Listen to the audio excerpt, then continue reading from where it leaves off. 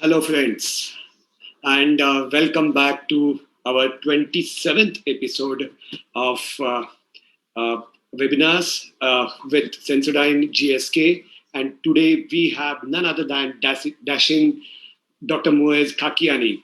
Hi, Moez. Hi, sir. Thank you. How are you? All well, sir. Absolute privilege to be here on this lovely platform. Perfect. And it's a surprise for me too that you're not in Mumbai and you're talking to us from Hyderabad. So see, the whole world is connected to us through in a way of webinar wherever we are, and we are so well connected. So I'll just give a quick introduction to Moez. And Moez is such a popular speaker, such a energetic speaker. He doesn't really require any introduction, but it is a formality which I still have to do. And believe me, it's a long one. He deserves that long one. Moez completed his BDS in 2005 from DY Patil College, Navi Mumbai, and he did his MDS in prosthodontics from Rangunwala, that is Pune. Then he was inducted as Fellow of International College of Oral Implantologists. He is Fellow of Fiat Prashad Academy. He is also Fellow of International College of Dentists ICD. He is postgraduate diploma holder of Aesthetic in and Cosmetic Dentistry, University of Buffalo, and this is way back in 2007. And he has his practice in Bandra West, which is a very a posh area of Mumbai since 2006. He has authored clinical books, and we all know about. And he has just come up with a pair of two new books.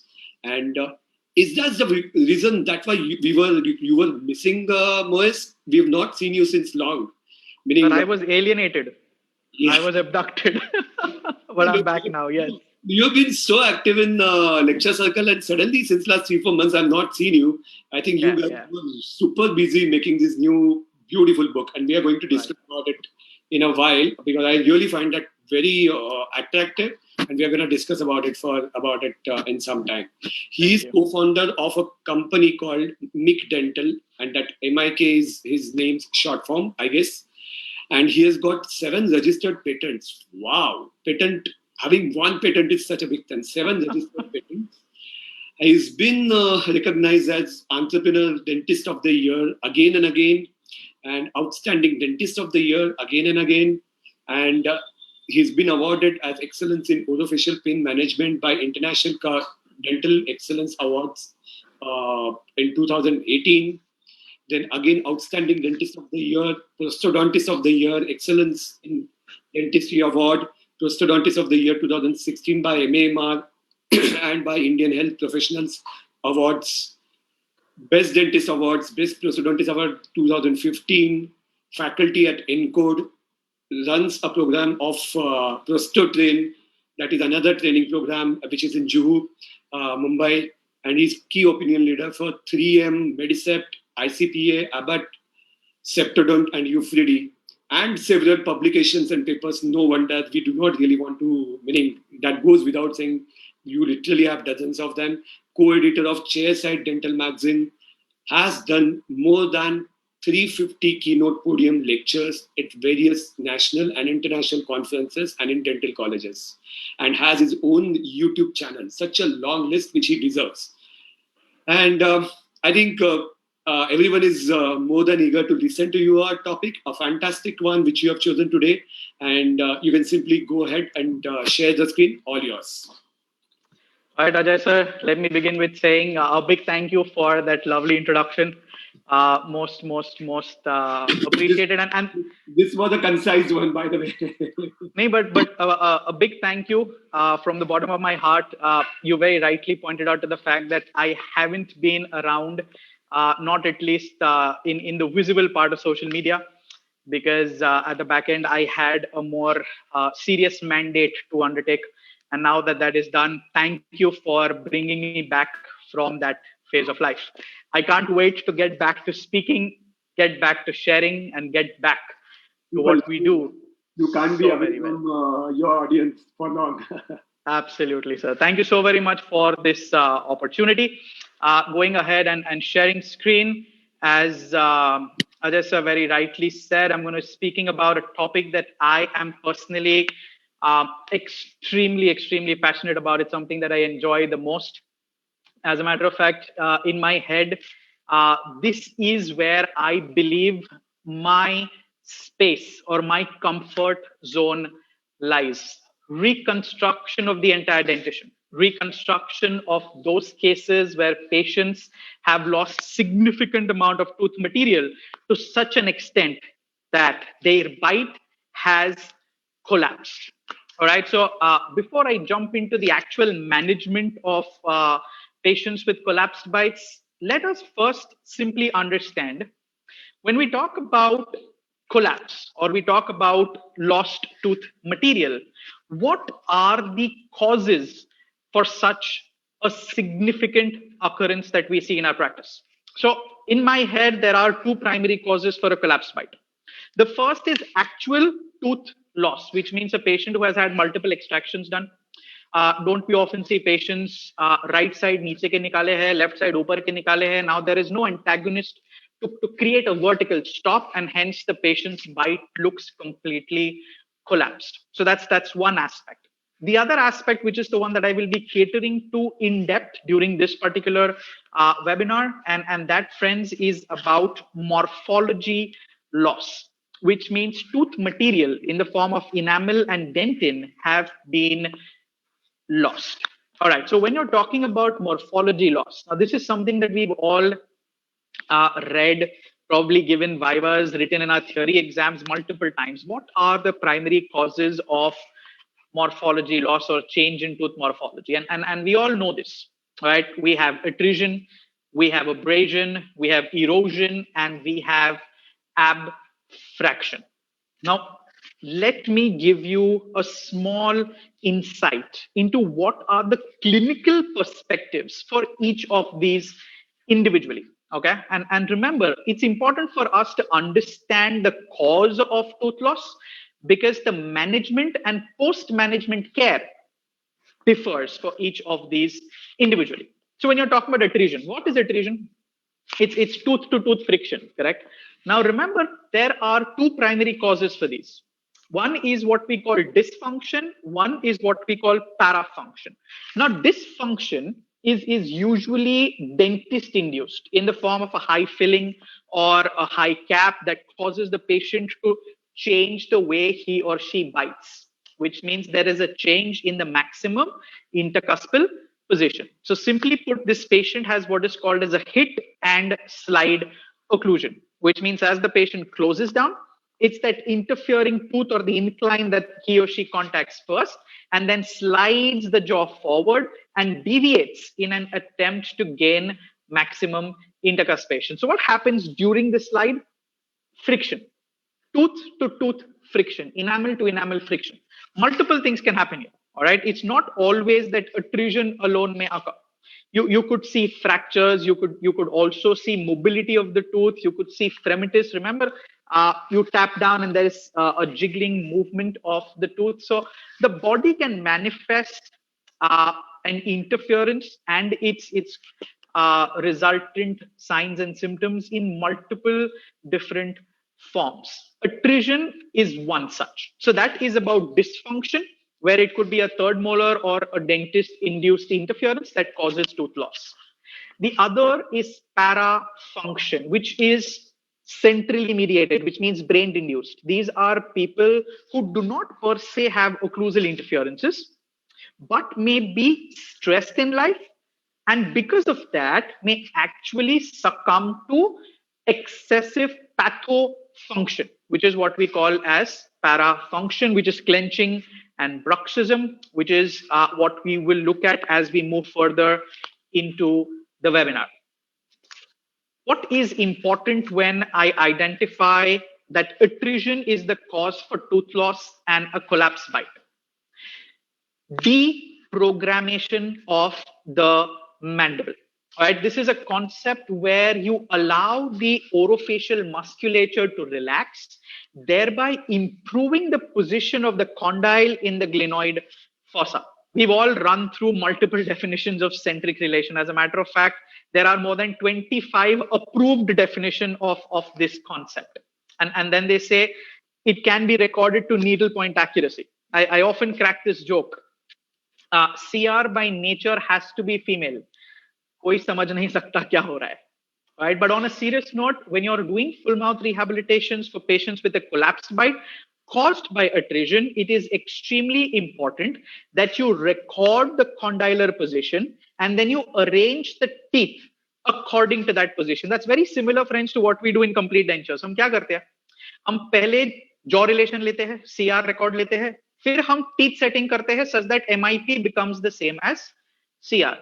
In a full mouth rehabilitation, you have to do the exact same thing. Because remember, CD or a complete denture is also a full mouth rehab, right? It's just that the prosthesis is removable. If you're talking about doing a full mouth rehabilitation with 28 fixed crowns or bridges, let us understand that centric relation concept remains the same. MIP concept remains the same. What we need to do is make sure CR and MIP coincide with each other. And that is where deprogrammation of the mandible comes in. Of course, what deprogrammation is that something what I will deal with as we move further into this webinar. But what I want all of you all to understand at this point, friends, is अगर attrition की वजह से bite collapse है, तो make sure you restore the case in centric relation. Okay? Moving forward, the next aspect is abrasion. Now, this is not tooth to tooth, but tooth to an external agent. The most commonest form of this is tobacco chewing. How often do we get patients who are chronic tobacco chewers? You look at their dentition, it's completely flattened out, it's broken down. All right. You wonder how do they function? Often they even come to us in an edge to edge position. As compared to atresion, let me tell you, a patient who walks in with abrasion has better prognosis in terms of long-term stability, provided, okay, please understand this concept, provided they stop the habit completely. All right, there is no concept of कभी कभार कर लेंगे तो चलेगा क्या? Absolutely not. Remember, all prosthetic materials that are porcelain based are brittle materials. If the patient continues with the tobacco chewing habit, believe me, if the natural tooth succumb to it, your porcelain also will. So commit to a full mouth rehabilitation for an abrasor patient only and only if he or she is certain that they have given up the habit. Not they will give up the habit after a reconstruction. No, that never happens. They have to first prove it to me that they have given up the habit. Only then will I grant them a wish of new teeth. But as I said, prognosis is very, very good, provided the treatment is done relatively early. Okay, the next is erosion. Erosion, best case scenario. Believe me, these are the best patients for collapsed bite treatment. Why? Because muscular forces are significantly less. अगर attrition है, abrasion है, इन patients में muscles बहुत ही strong और powerful हो जाती है. Because muscle has to do excessive work of breaking down the tooth structure. Because it's often said tooth goes in war with muscle. All right, so muscle has to work extra to provide the desired relief. Erosion, on the other hand, is either an external source in the form of acid or an internal source, again, in the form of regurgitated acid. So tooth loss that is caused by erosion is very, very easy to treat. Now, what is very important when you're treating patients with erosion is post-treatment. माने treatment पूरा आपका complete हो गया है, उसके बाद हम कई बार पेशेंट को स्प्लिंट देते हैं. It's a hard acrylic splint that they have to wear so that they can protect the delicate porcelain. All right, I would almost always do that for a bruxer or a clencher who has attrition or has abrasion, but never do it for a patient who has erosion. Remember, if the patient is regurgitating acid and you have a splint there, the splint is going to collect that acid.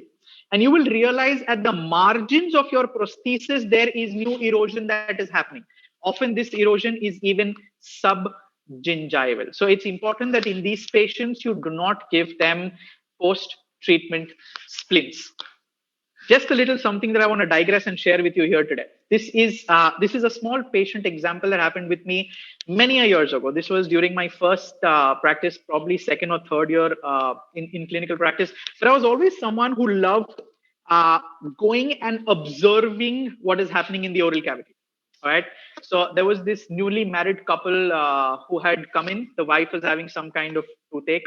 So she came and she sat in the dental chair, and the husband was sitting exactly in front, which is where I had a small little settee where the relative could sit. And after doing my basic checkup and telling the patient this is a problem and this tooth will need to be taken care of, I very casually commented. I asked the lady, do you often sleep on your left side? And guess what? The husband got up. He said, "Aapko kaise pata?" The only reason I asked that, it sounds silly, right? How would I ever know if you sleep more on the left side? She had erosive lesions selectively on the mandibular posteriors, and this was on the lingual side. So what am I thinking in my head? This patient probably has some form of gastric reflux, and the acid is pooling in that region and is causing erosion. Such a funny episode. It just came to my mind and I said, let me share that with you. But once again, remember, collapsed bites caused by erosion are very predictable. So please go ahead and treat them with utmost ease. Next, now this is, my friends, a very concerned area: abfractions. Okay, what are abfractions? You have these cervical non-carious lesions, enamel chipping away. This is controversial, but this is what I believe in. It is because of the bending forces that occur on a tooth, because the tooth has an interference in lateral excursion. So it's bending, and remember, the tooth bends the most at its neck region.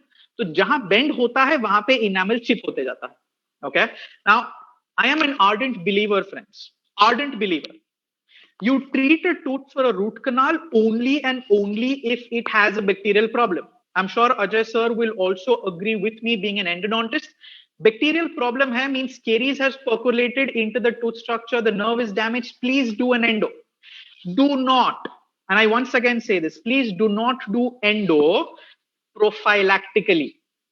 ये patient को आगे जाके sensitivity होगी, आगे जाके अगर इसको root canal लगा, पेन हुआ, तो क्या मैं अभी से कर लूं? Don't do that. It is not advisable. And why is it not advisable? Because remember, root canal treated teeth, if there is a lateral hit on the tooth flexes extensively, and now you will not have abfractions, but you will have root fracture. How often do we see? Patient says, Doctor Sahab, ye cap nikal gayi hai. And what do you see inside the crown? The entire khazana of the tooth is there. All right. This is not a decementation. This is a fracture that has happened for an endodontically treated tooth. And the most common here is a premolar.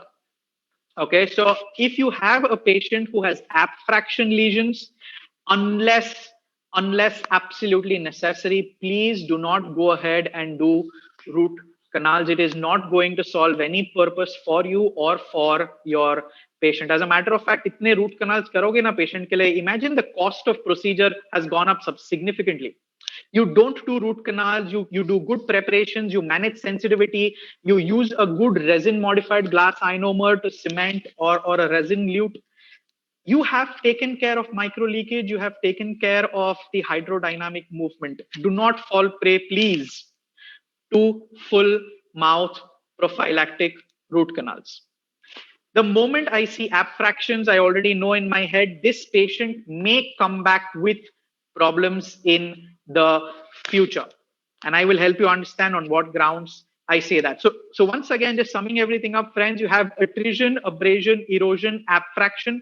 Erosion is the best case scenario to treat. Abrasion have very good post-treatment care. You don't have to worry too much. Attrition, abfraction, these are cases that you need to worry, because these are cases where muscles are involved and the bite has a genuine problem. And that brings me to the next aspect of my presentation, which is differentiating between a clencher and a bruxer. And why is this important? This is important because, friends, when you're treating a clencher, you are very comfortable in your head space because things will be very stable. If you're treating a bruxer, be very careful. Please do not over-promise something to your patient only to realize you weren't able to deliver the end result, and then your patient becomes a nightmare. Believe me, you want to sleep peacefully at night. You want your patients to sleep peacefully at night. So you need to differentiate a clencher from a bruxer. How do I do that clinically? This, friends, is a clencher. On what grounds do I say this? Look at the lower anterior teeth. Recognize the fact that attrition is not flat. It is angular in nature, which means the lower incisor on the labial face is lower, the lingual face is taller. How often do we see this? Lower anteriors that are attrited in a planar manner. Upper anteriors have palatal attrition, lower anteriors have labial attrition. These patients often complain of sensitivity. When you ask these patients to bite, it is not uncommon to find an excessively deep anterior over bite. What does this tell me? This tells me this patient is in most probability a clencher. What else will I find in a clencher? I will find when I'm looking at posterior teeth, the mandibular buccal cusp will be attrited, and at a lower level, the lingual cusp will be nice and tall. It will be shiny. When I look at the maxillary teeth, how often do we see palatal cusp attrit ho gaya hai, buccal cusp ko kuch nahi hua hai? This is because a clencher actually is a vertical pathofunction, which means the clencher is only pressing the upper and lower teeth against each other in a linear manner. So what happens? Functional cusp tips that contact undergo attrition. Non-functional cusp को कुछ नहीं होता है, which means posteriorly भी तुम्हें angular attrition दिखेगा, anteriorly भी तुम्हें angular attrition ही दिखेगा. Often in these patients, you will also see linea alba. That's your hyperkeratotic band that we see on the cheek mucosa. And you will also see that the tongue on its lateral borders will have indentations of the teeth. These are classic manifestations that your patient is a clencher. Remember, in a clencher, you will not see abfractions because this patient is not doing side-to-side pathofunction, but is doing vertical pathofunction, which means forces are compressive in nature. And I'm sure we all remember, body is designed to take compressive forces. Porcelain is strong in compression. Where is porcelain weak? In tension, which means tensile forces. Simply put, clencher, very good prognosis for full mouth rehabilitations. The possibility of porcelain chipping is significantly less in this patient group. And that brings me to the next dynamite, and that is your bruxer. Have a look at this patient. How do bruxers present to you? Flat attrition. Anterior attrition flat, posterior attrition flat, and often they will come to you with an edge-to-edge bite.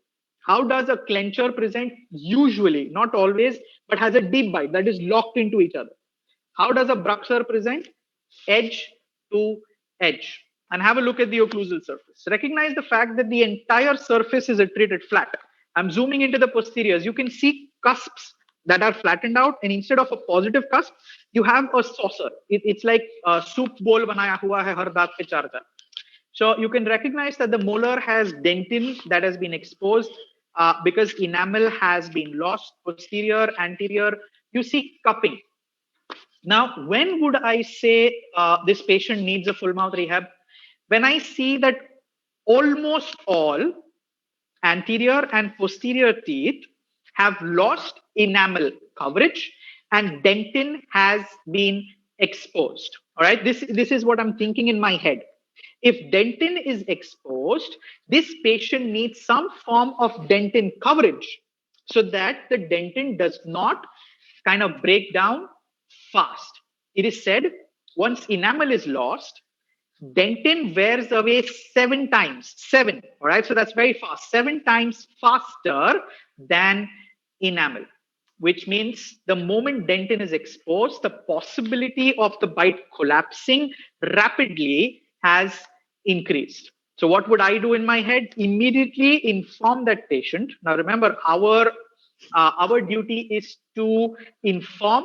It is the patient's duty to make a decision. You never force a decision onto the patient, but you try to make a argument with them that the sooner you start treatment, the more conservative I can be, the better will be the long-term prognosis. मैं तो कई बार patient को ये Hindi movie का dialogue मारता हूं. याद है हर मूवी के अंदर डॉक्टर क्या बोलता है? काश इसे तुम थोड़ा जल्दी ले आते, मैं बचा पाता. I don't want to reach that scenario, so take a decision early and allow for me to give you something that will stay. You will enjoy it for an extended period of time. Now, classically in Bruxers, you will see कि buccal cusp भी treated है, ने lingual cusp भी treated है. All right, so all the entire occlusal surface is flattened. You will, of course, in these patients see abfraction lesions. Now, abfraction lesions because this patient is pathofunctioning in this dimension. Remember, I mentioned to you this is what a clencher is doing: vertical pathofunction. A bruxer is doing horizontal pathofunction. It is called buffalo bite. I often call these kind of occlusions Meri Marzi occlusion, which means you ask this patient to bite, वो लोग कहीं भी bite कर सकते, and they will be most comfortable. Surprisingly, a lot of these patients do not have pain, which means pain is never their reason to go for treatment. So you convince them on the grounds of function and on the grounds of aesthetics. Okay, a lot of these patients are also concerned because they actually see tooth material loss. Height कम होती जा रही है, flat होते जा रहा है, खाना खाने में दिक्कत हो रही है. So those are aspects that you go ahead and try to convince them for treatment. Right? From the recent book that I have scripted, I've just put up a table here where I have created a differentiation between the clencher and the bruxer. Now, unfortunately, I do not have the time to go into the depths of explaining each of these, but feel free to go ahead and take a screenshot of this and read it at leisure. It'll help you understand in your head how do I clinically differentiate a clencher from a bruxer, and thereby go ahead and plan the necessary line of treatment. Okay. Coming to the next significant aspect of this FMR topic, and this is something that I discuss in length with my participants during my courses. And this is to do with what I like to call the fallacy of collapsed bites. Now, often when we see patients with a collapsed bite, the first thought that comes to our mind is, यार bite तो पूरी बैठ गई है, मुझे vertical open करना पड़ेगा. Guess what? That may not always be necessary. Let me stick my head out and tell you, friends, a large majority of full mouth rehabilitation cases can be treated without opening the bite. What am I talking about? First things first, let me bring to your attention that when you talk about a collapse in the bite, collapse is always a dental manifestation of collapse and never a skeletal manifestation of collapse. So remember, जब हम vertical dimension करते हैं तो यहाँ बिंदी लगाते हैं, यहाँ बिंदी लगाते हैं और ये measure करते हैं. What are we measuring? We are actually measuring the skeletal vertical dimension because these are bony landmarks. Okay, and then we fit in the teeth into a specific dimension of the space that is available in between. Now, what does literature state? Literature states that as tooth material undergoes wear, there is compensatory supra-eruption that occurs, which means जैसे ही दांत घिसते गया है, दांत और बाहर निकलते जाता है. And remember, when the tooth comes out, it does not come out of the socket, right? It moves with its attachment, which means when you see patients, they will have flattened occlusion and they will have flattened gingival curvatures. You will also see some patients जिसमें anteriors are treated है, and when you look at the gingival zenith, the zenith at the back is at a lower level, the zenith in the front is at a higher level. What is that telling me? It's telling me this segment where the gingiva has moved up and the tooth height is decreased, the tooth has erupted in an attempt to maintain antagonist tooth contact. So this image, which is a brilliant illustration from the Dawson Academy, the late Dr. Peter Dawson, may his soul rest in peace, very, very beautifully says that bone to bone vertical dimension remains constant throughout life unless you lose all teeth. Remember, you are an edentulous patient, you'll end up overclosing in an attempt to swallow. But if you have teeth that are creating a stop, this dimension never changes. It is only the intersegmental distance, which means CEJ of this tooth to the CEJ of the mandibular tooth. It's that distance that will decrease. Okay, so this often brings a doubt to everyone's minds that I am speaking to, right? Then why do we see patients like this? This is just a diagrammatic illustration that shows a collapsed bite. What happens when you have a patient with a collapsed bite? You will see that the chin becomes extremely prominent, and you will see that the lips tend to drool downwards, and of course, the wrinkles in the face just kind of highlight themselves excessively. Okay. Now, why is this happening? Why is there a collapse that is so obviously visible, and yet I'm saying कि भाई vertical collapse नहीं हुआ है? This is because, friends, as attrition happens on posterior teeth and on anterior teeth, what does the mandible do? The mandible actually begins to over rotate forward in an attempt to maintain contact. Okay, so this, imagine, is a class 1 occlusion. Your mandibular molar is behind the maxillary molar. But when your teeth are retreating, the patient begins to reposition the mandible forward and begins to excessively rotate along the terminal molar, creating an anterior edge-to-edge bite. So remember that edge-to-edge bite is in MIP. The edge-to-edge bite is not in centric relation. So what happens when the patient begins to over-rotate the mandible forward? Obviously, the chin becomes excessively prominent. Is this the position I'm going to treat my patient in? No. I am going to treat my patient not in MIP, but in centric relation. So remember, if the mandible had over-rotated forward in MIP, the moment I take the mandible to CR, the mandible goes backward. As the mandible goes backward, the chin prominence automatically decreases. So what happens? The lateral facial profile of an individual improves. But guess what? It's not just the facial proportions that improve, but it is also the dental space that nature provides us with is also available. So how do we manage this? Just another quick illustration to help you understand that bites that are collapsed are only apparent collapses and not a true collapse. So look here. You can see here this patient has an edge-to-edge bite. Okay, look at the anterior teeth. They are fitting in an edge-to-edge position. Quick question. Is this patient in CR or is this patient in MIP? This patient is in MIP. Why do you say MIP? Because look at the condyle. The condyle is not positioned in the glenoid fossa. It has come downward and forward, which means this patient has some form of occlusal interference, and the mandible is over-rotating forward and coming into an edge-to-edge position. This is your classic Bruxer patient जो एकदम edge to edge आता है. Now imagine, this is an MIP. Now what happens when I deprogram the patient?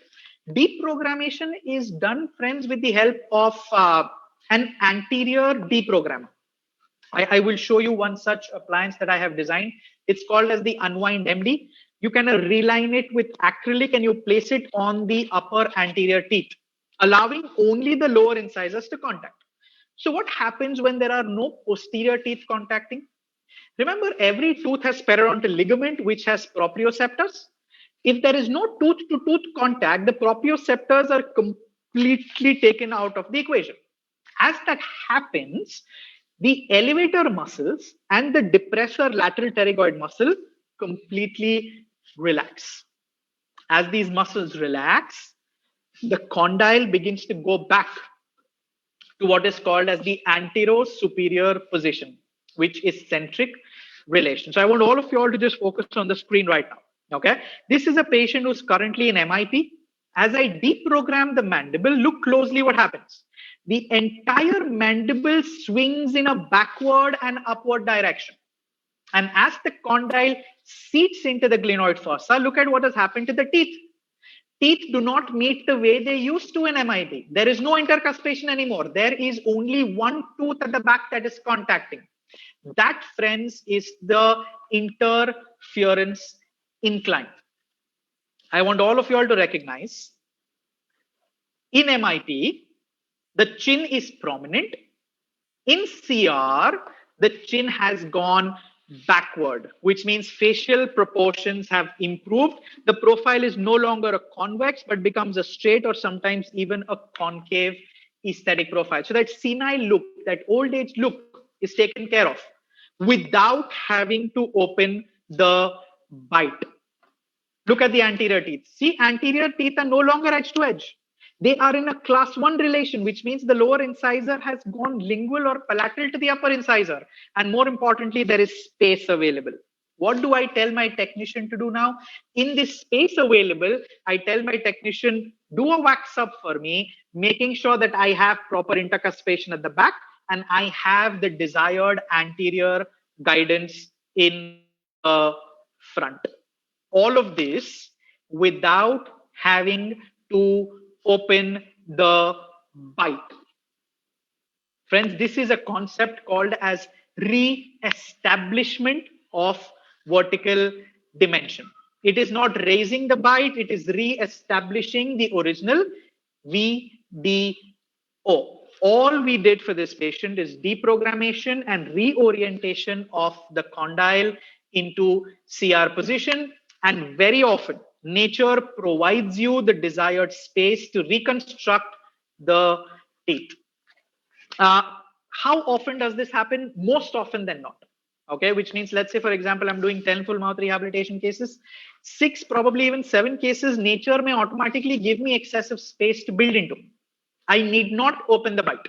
But there will always be certain cases where I may have to actually physically open the articulator, open the bite to create space so that my technician can do the desired wax up.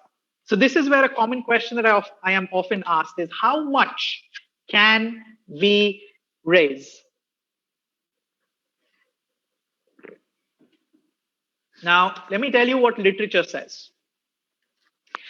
Permissible limit of vertical raising at the anterior region is 5 millimeters, which means literature says हम VD को anterior के यहाँ पे 5 millimeter increase कर सकते हैं, which is a large amount. Why is it a large amount? Because remember, when you're increasing the anteriors by 5 millimeters, posterior भी increase हो रहा है. ठीक है? Now remember, increase in the anterior will always be more than increase in posterior, because mandible opens like this, right? As a class 3 lever, it's like a scissor.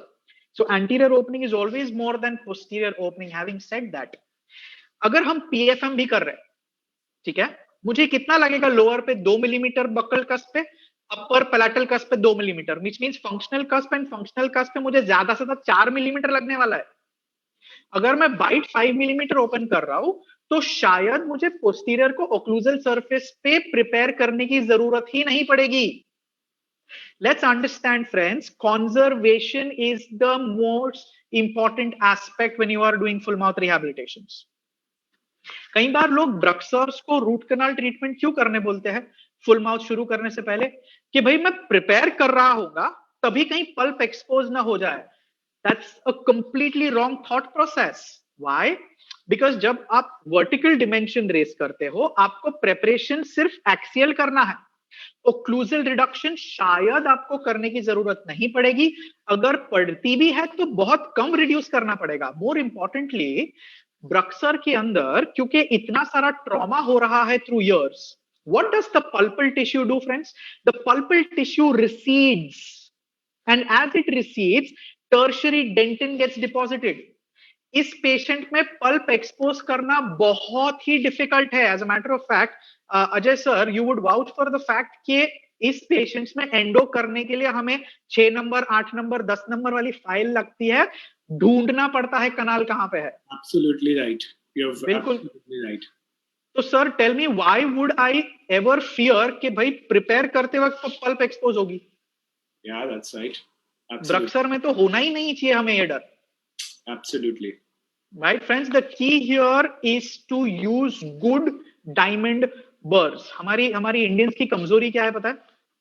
हम हमारे बर से इतना प्यार करते हैं, इतना लगाव है उनसे कि हम उन्हें फेंकते नहीं. माने वो पूरा गंजा हो जाता है, वो घिस घिस के अब वो काट ही नहीं रहा, लेकिन हम फेंकेंगे, हम उससे कॉम्पोजिट पॉलिश करेंगे. That is wrong, friends. Remember, the more bald that burr is, the more diamond has been abraded away of that tooth structure. It is no longer going to create the adequate amount of friction to cut tooth. So what is happening? Excessive heat is being generated. Excessive heat means pulpitis. And that is why your patient is complaining of sensitivity or post-preparation pain. It is not because pulp has been exposed. So please use good diamond burrs. Charge your patient extra for the burrs. It's okay. It doesn't matter. Do good quality dentistry. If you're starting off, you want to do good full mouth rehabilitation so that you stay confident that you are good at it. If you're already doing multiple full mouth rehabilitations, continue doing good because you can't now go back to doing bad. My sincere suggestion, friends, is do not become misers for burrs. Use them, dispose them, find new good ones, and use them. Please don't keep abusing them. All right. Use good burrs, sharp diamonds, and the concern of sensitivity and post-treatment pulpal pain significantly decreases. So remember, opening the bite is an option, but should always be made with a thought that जब भी हम bite open करते हैं, we are creating or designing new teeth at an increased vertical. So what often happens in these patients is they will initially tell you, Doctor साहब ये टक टक टक टक आवाज क्यों आता है जब मैं bite करता हूँ? It is because porcelain is hitting porcelain and because freeway space has been compromised. You've kind of encroached into that. Does that stay for life? No. 6 mahina, 8 mahina, saal bhar, and everything comes back to normal. But what is important to recognize is if you've increased the bite significantly, your porcelain crowns have now gone in war with muscle. Which muscle? This powerful masseter muscle. And masseter ko main kahi baar papa bulata hu. It's the dominator of the family. If papa is upset because your teeth are too long, papa will break those porcelain teeth. So remember, opening the bite is an option, but please do not consider it always. Zaruri nahi hota hai. First, start off with deprogrammation. अगर mandible पीछे गया, space available है, तो भाई आपको VD raise करने की जरूरत नहीं पड़नी चाहिए. अगर space नहीं मिल रही है, तो go ahead and open. But remember this underlining statement. Open the least necessary and the maximum amount needed. Don't excessively open the bite. के सर ने बोला था 5 मिलीमीटर अलाउड है, तो मैं हर केस में 5 मिलीमीटर डालूं.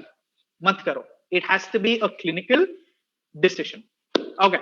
Very quickly, I'm going to run through one case with you because I only have a stipulated time frame. But I'm going to describe this case to you in a complete stepwise sequence and help you understand how do I go about doing a full mouth rehabilitation for a patient who comes in with a collapsed bite. This case, friends, is of a patient who was a tobacco chewer, has completely given up on the habit, but has significantly broken down tooth structure. Have a look here. The first thought that comes to your mind is, oh my God, क्या करूं इस patient का? ये patient तो मुझे परेशान करके रखेगा. It is very common for clinicians to see so much amount of tooth loss and fear that my porcelain crowns will break. So what do? I will give this patient monolithic zirconia crowns. Don't do that. Monolithic zirconia टूटेगा नहीं, वो patient का दांत टूट जाएगा. The prosthesis may not fracture, but the abutment tooth may fracture. If none of these give way, be rest for sure the patient's temporomandibular joint will give over a period of time. मैं हमेशा ये बोलता हूँ लोगों को. The only guarantee with zirconia is not 5, 10, and 15 years on prosthesis, but is tick and talk in the joint. This patient may develop clicking, may develop TMDs, may actually be a worst decision for a patient with such amount of tooth loss and such heavy masticatory musculature. Let me tell you, I treated this patient with glass ceramic, lithium disilicate, Emax. In my head, that is the strongest material. By itself, it is weak. अगर आप उसको नीचे गिराओ तो टूट जाएगा, लेकिन एक बार आप उसको बॉन्ड कर दो ना दांत पे, it's monoblocked. It's like one union. It's like one happy family. They don't leave each other. All right. So remember, A simple example is a ceramic tile. पतली सी टाइल है, अगर नीचे गिरी तो टूट जाती है. एक बार आपने उसको दीवार पे चिपका दिया, फिर तोड़ के दिखाओ, नहीं टूटेगी. That's exactly how these bonded restorations work. Now, what I want to bring to your attention here is, remember the gingival zenith होती है ना, canines की, centrals की भी उसी level पे होनी चाहिए. That's your golden proportions in terms of the gingival profile. But look here, can you see the upper incisors, the lower incisors? They've all supra erupted. The bite has collapsed, but this is a dental collapse. It is not a skeletal collapse. Now, here again, a number that I'd like to share with you. When it comes to vertical dimensions, a lot of people have said a lot of things. But there's one particular number that seems to show good correlation. It is called as the Shimbashi number, and it says from the maxillary central incisor CEJ to the mandibular central incisor CEJ, the average distance is between 18 to 20 millimeters. That is 19 millimeters plus or minus 1 millimeter. So if you don't have other parameters to go with, you can sometimes get away with using just the Shimbashi number to determine what should be the dental vertical dimension. Okay, so just a simple thought process to provide some form of landmark for establishing the vertical dimension. Remember, this is not a foolproof number. It's just a proposed number which says that unworn class 1 dentitions will have a dental VD of between 18 to 20 millimeters in the central incisor region. Okay, so moving forward, this patient's concern was, मैंने habit छोड़ दी है.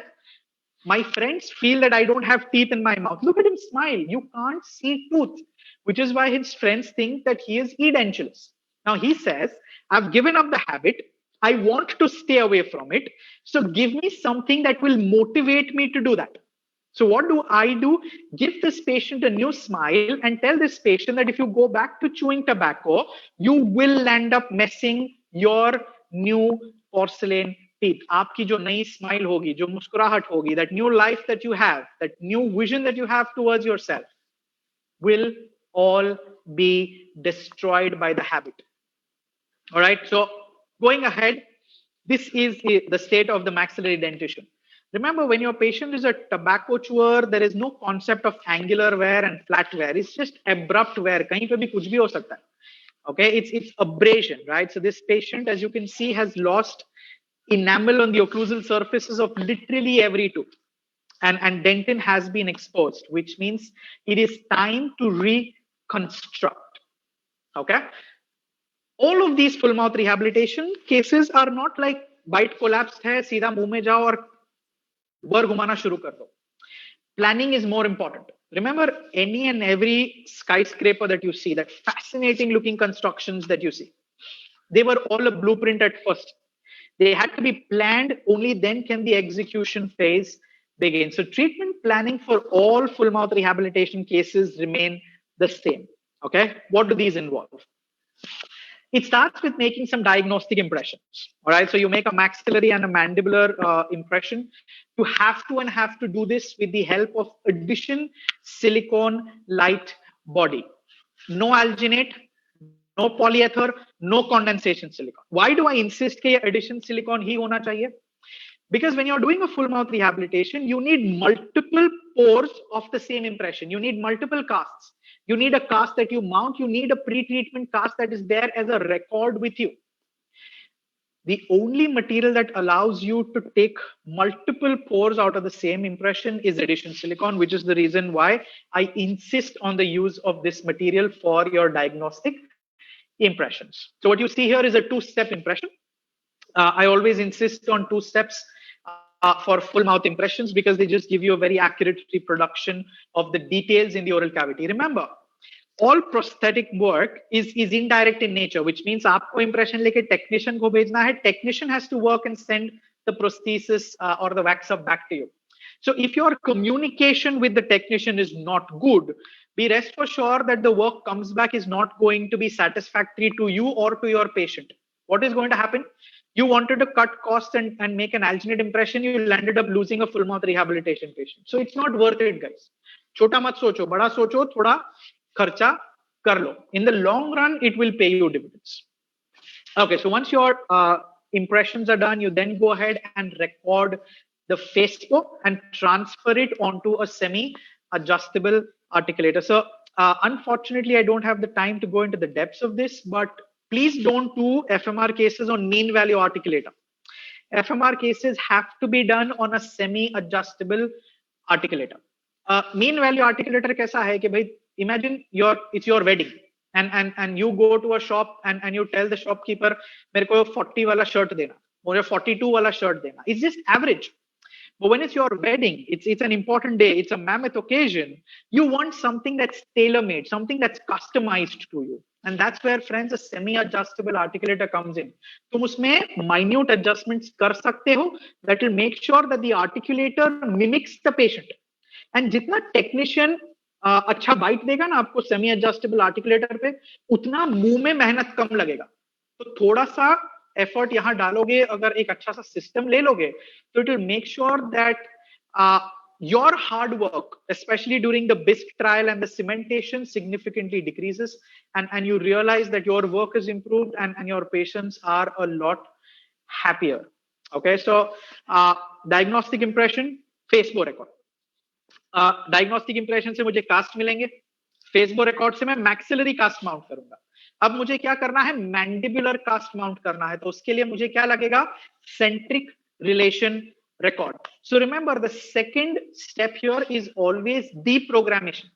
What you see in the front there in the form of a transparent acrylic block, that is unwind MD. It is an anterior deprogrammer, friends, that I have designed. It is available on the website mikdental.in. उसे हमने chair side acrylic जो होता है ना, clear acrylic, उससे रिलाइन करके patient को दिया था. And I told the patient to wear it throughout the night. So the patient puts the appliance after dinner, wears it through the night, comes to me the next morning as the first appointment. Typically, we say at least 8 hours of deprogrammation is what I need my patients to go through. Patient comes the next day morning without removing the deprogrammer. Deprogrammer is still in the patient's mouth. I recline the patient's chair. Now, this is again a clinical tip for everyone out there. Centric relation record should always be made in a reclined position. But at complete denture, maybe we used to struggle with patients not going into CR because unfortunately हम patient को बिठा के CR record लेते थे. नहीं करना, patient को लेटा दो. जैसे आप patient को लेटाओगे, remember, gravity will now reorient the mandible towards its centric relation position. So deprogrammation followed by CR record should always be done in a reclined chair position. Now, when you say reclined, I know a lot of people ask me this silly question, sir, कितना recline करना है? मैंने ट्रेंडलेनबर्ग में मत डालो, patient बेहोश नहीं हो रहा. Recline it in the normal working position. ठीक है? It's important that we tell the patient to tuck the chin up. जैसे ही chin up करोगे ना, you will realize that these neck muscles, these are your the hyoid set of muscles. They pull the mandible and position it into centric relation. And then what you see in the form of a gray bite material, that is called Bital. It is an aluminum reinforced bite registration wax. We all probably have heard of the name Alu wax.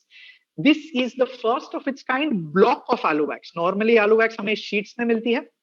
But remember, all CR records have to be made as an open mouth bite record. माने दांत और दांत touch नहीं होना चाहिए.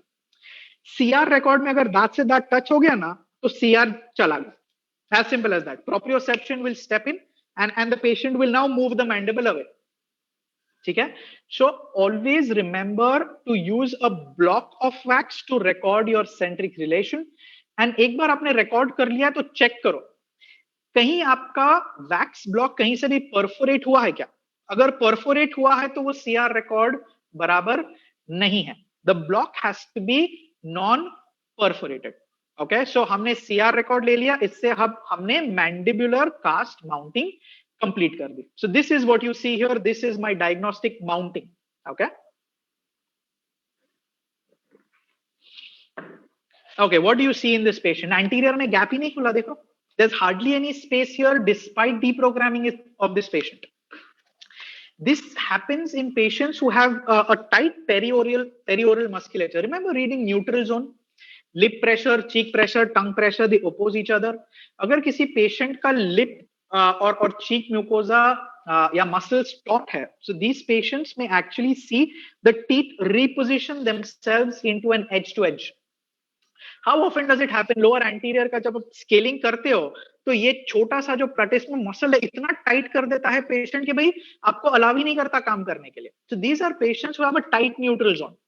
They have a greater possibility of teeth coming into an edge to edge position. So what did we have to do? Because nature ने हमें CR में space नहीं दिया, we had to actually open the bite. कितना bite open किया था मैंने इस patient में? Somewhere between 2.5 and 3 millimeters. And the best part is on the semi-adjustable articulators, you have an incisal pin that has these lines. Each line is 1 millimeter away from each other. So they give you 20 millimeters का adjustment. हमने 20 millimeter नहीं खोलना है. We just have to understand that we can use that incisal pin marks to gauge the amount of vertical that I have opened on the articulator, which means I, as a clinician, control the vertical dimension.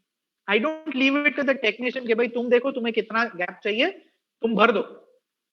I am always the person who decides the amount of vertical that I feel I need to bring about the desired aesthetics and anterior guidance function for this patient.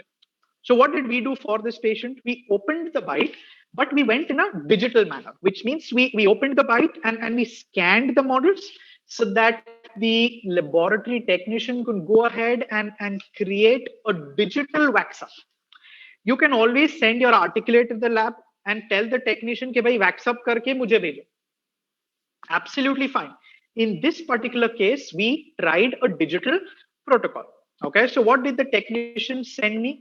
The technician did not send me the actual articulated model with wax up, but instead the technician sent me these printed models. Concept is the exact same. Wax up हो या printed model हो, मुझे अब क्या करना है? मुझे patient के मुंह में इसका टेस्ट ड्राइव करना है, so that I can understand whether I can achieve the end result. Patient can understand, does he like the tentative end result? You don't want a situation where you have final crowns ready and patient says, नहीं doctor साहब ये तो अच्छे नहीं लग रहे, नहीं नहीं ये मुझे लंबा चाहिए, नहीं नहीं ये मुझे ऐसा चाहिए, ये मुझे वैसा चाहिए. It's a lost conversation that. So planning is more important than execution. So what do I now do? For the test drive, I use C silicone to make my putty index. C stands for, a lot of people I'm sure will be thinking condensation. I always say C stands for cheap. It is a completely सस्ता silicone, 2500 रुपए में इतना बड़ा tub मिलता है आपको. Please don't fall prey to it for making impressions. It's not an accurate material, friends. Addition silicone is gold standard.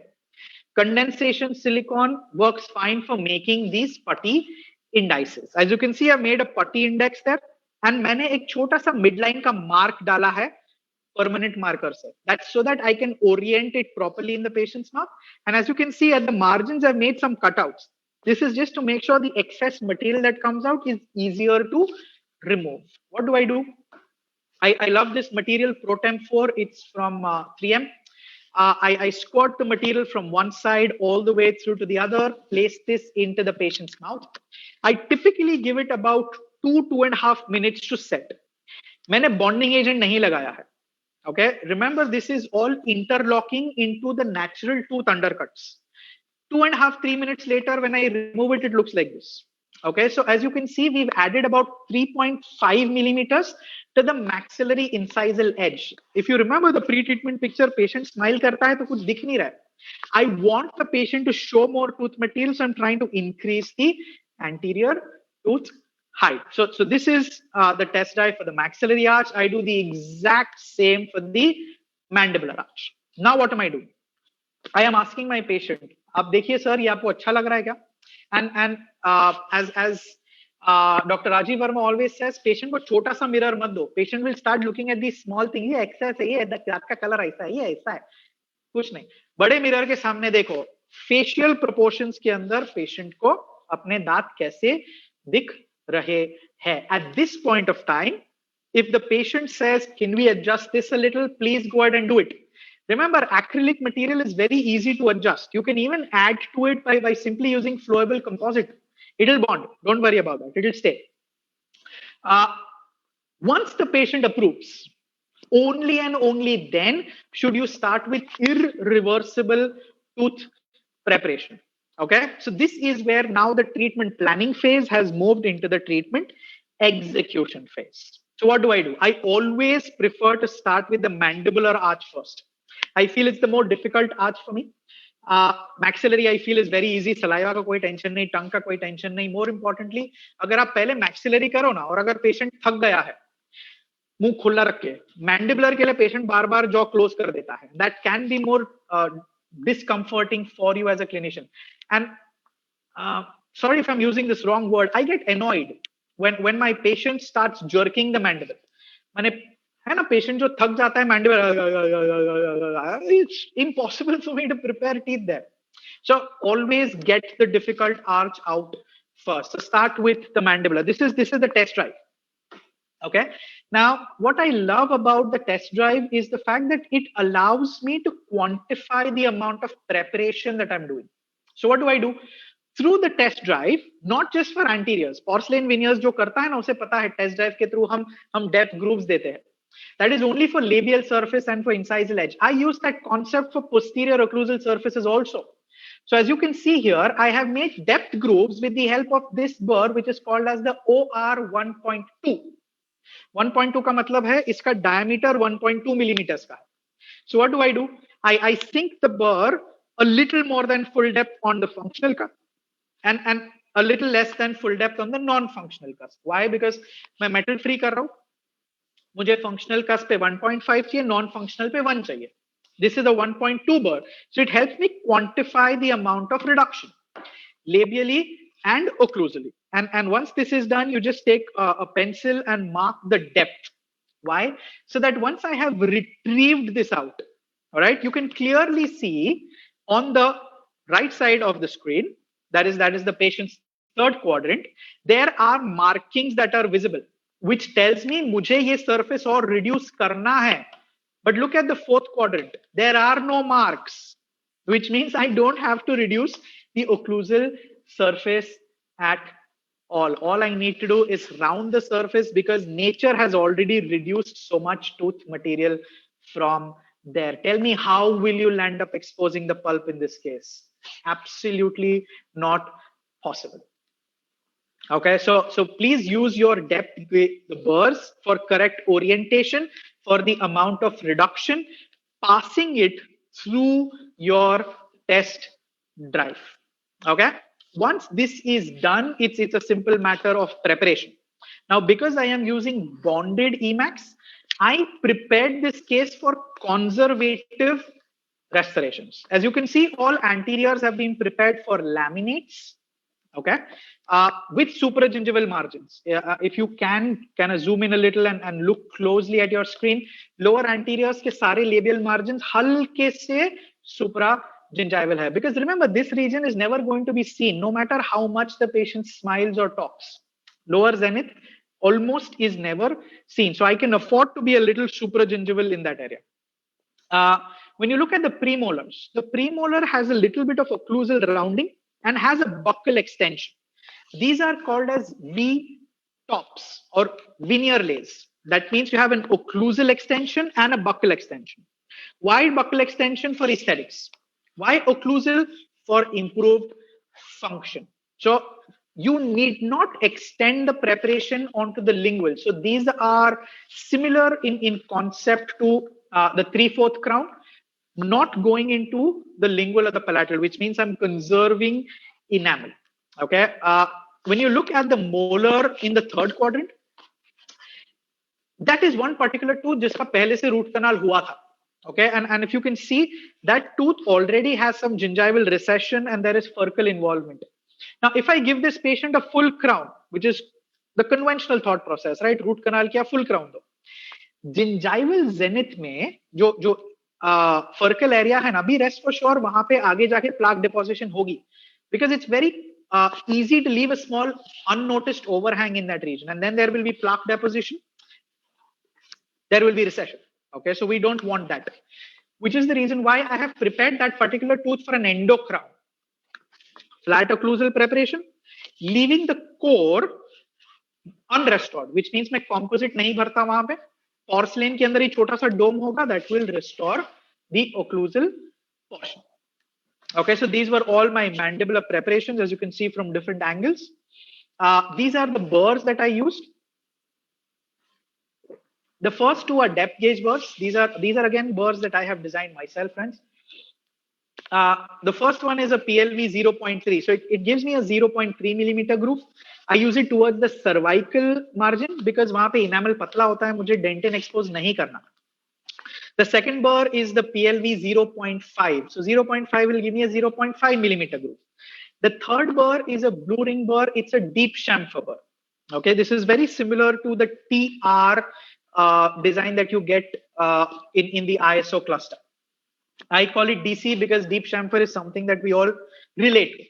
Okay, so DC burr, blue ring वाला जिससे मैं prepare करता हूँ, red ring वाला जिससे मैं finish करता हूँ, yellow ring वाला जिससे मैं polish करता हूँ. That is the reason why when you look at these preparations, they look so shiny.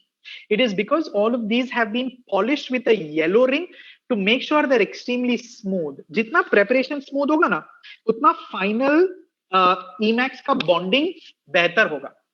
लेकिन अगर आप zirconia या PFM के लिए prepare कर रहे हो, तो please don't use the yellow ring.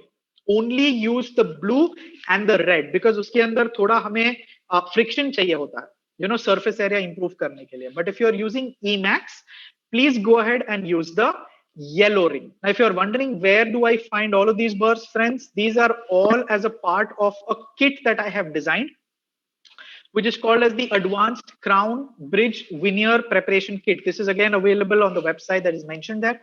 It has 19 different burrs. And what I've tried to do is just make the entire process automated.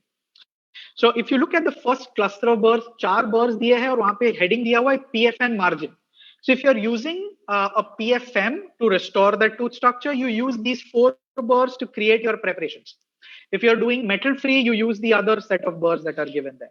So it's kind of divided in a very systematic manner to make sure that you don't find yourself lost कि भाई कौन सा burr मुझे कहाँ use करना है. Just put this into your head that this is a sequence to follow, and it just becomes mechanical for you to then go ahead and prepare the tooth structure. So once all preparations are done, this is what I do in terms of making an impression. Once again, it is addition silicone. I have used the cellophane sheet to create space and then use the light body over putty to record the final impression. You can see everything is recorded so beautifully. Okay. Next, I start with my maxillary preparations. This is again the DC 1.0 burr. All these burrs, friends, are gold series burrs, which means they are covered with a fortifying layer. इसका मतलब क्या है कि आपके diamonds अब जल्दी से छूटेंगे नहीं. So the burr will last longer. It will prepare faster. Typically, from studies, we've determined that anywhere between 5 to 6 preparations is what you can do with one burr. Please do not do more than that. वो अभी तुम निचोड़ रहे हो, चूस रहे हो उस burr को. उस burr की जिंदगी खत्म हो चुकी है. Let it rest in peace. Discard that. Take a new one.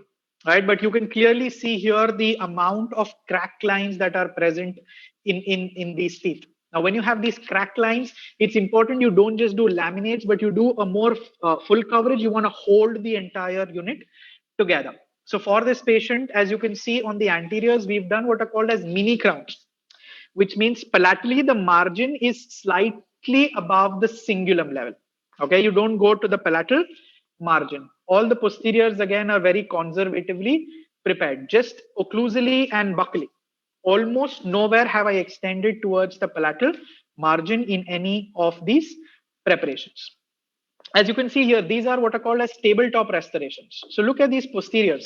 Occlusal surface पे खाली एक पतला सा shell है.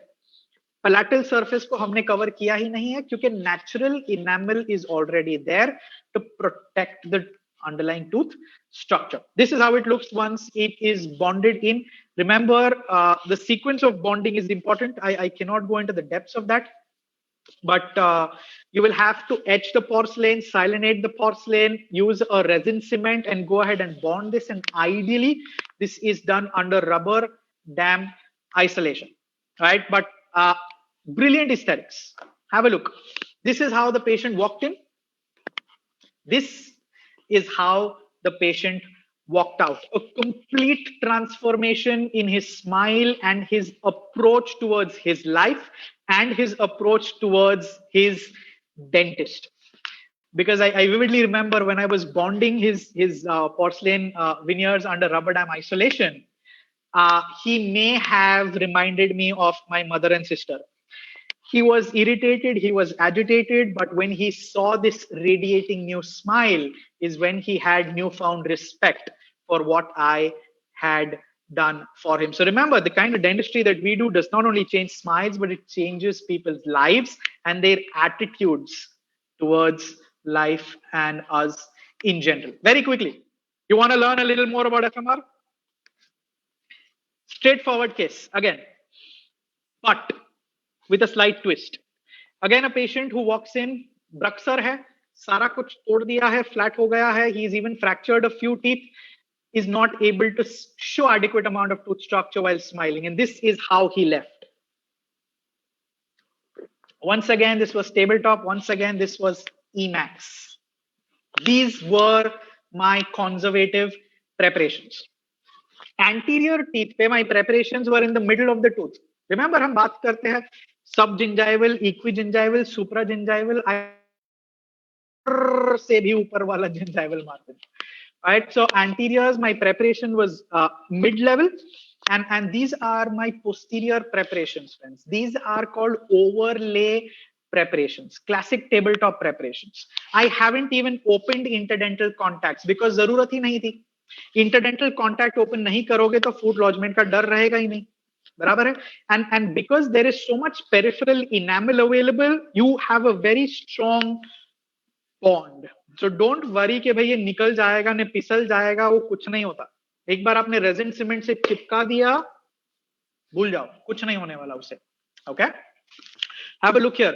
I have made two grooves. There is a buccal groove, there is a palatal groove. Look at the molars. Now, these are not secondary retentive features. ऐसे preparations को retention चाहिए ही नहीं. These are orientation grooves because जब हम tabletop डालते हैं ना, 19 का अगर हल्का सा 20 भी होगा ना तो बाजू वाला restoration नहीं जाएगा. So it's important that you get the positioning correct. So these are my guiding or seating grooves. Okay, and this is how the final prosthesis look once it is bonded. I know you are wondering, patient को चलता है कैसे? इतना दांत white ने इतना दांत yellow. Patient को फर्क ही नहीं पड़ता because जब patient smile करता है, patient has a low lip line, which means the patient is not bothered about what is not seen. The patient is only bothered about the portion that is seen. And if you look here, this number was 20 millimeters for this patient. So that's where the Shimbashi automatically comes in for an unworn dentition. This is how it looks from the right lateral and the left lateral profile.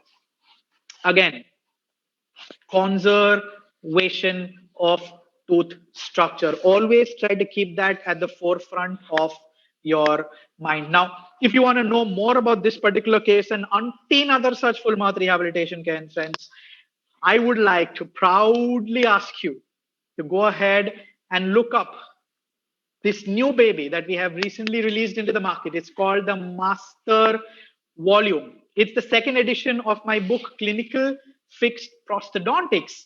And I know a lot of people are wondering what is different, what is new.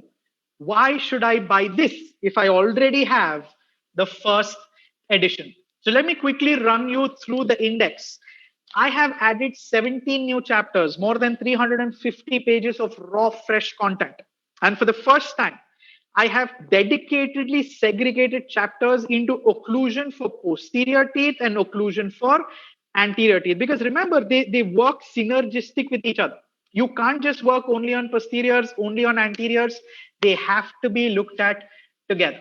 So the chapters that we title here are master level occlusion for posteriors and master level occlusion for anteriors. Along with that, in this particular section, there's a topic, friends, that has become almost necessary more than anything else today, and that is isolation with the use of rubber dam.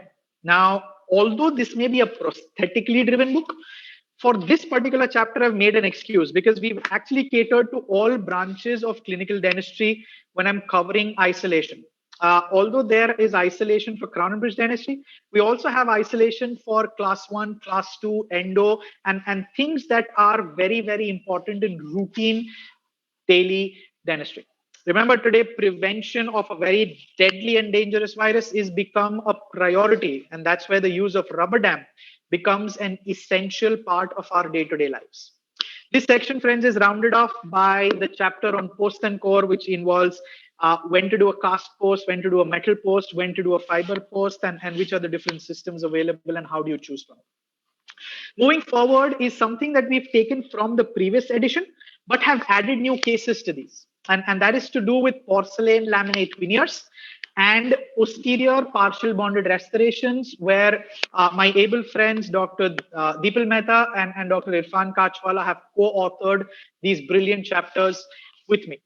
But what I take most pride when I'm talking about the master level, friends, is this brand new section. For the first time ever, as far as my knowledge goes, has full mouth rehabilitation been covered in a clinical manner in a single compilation.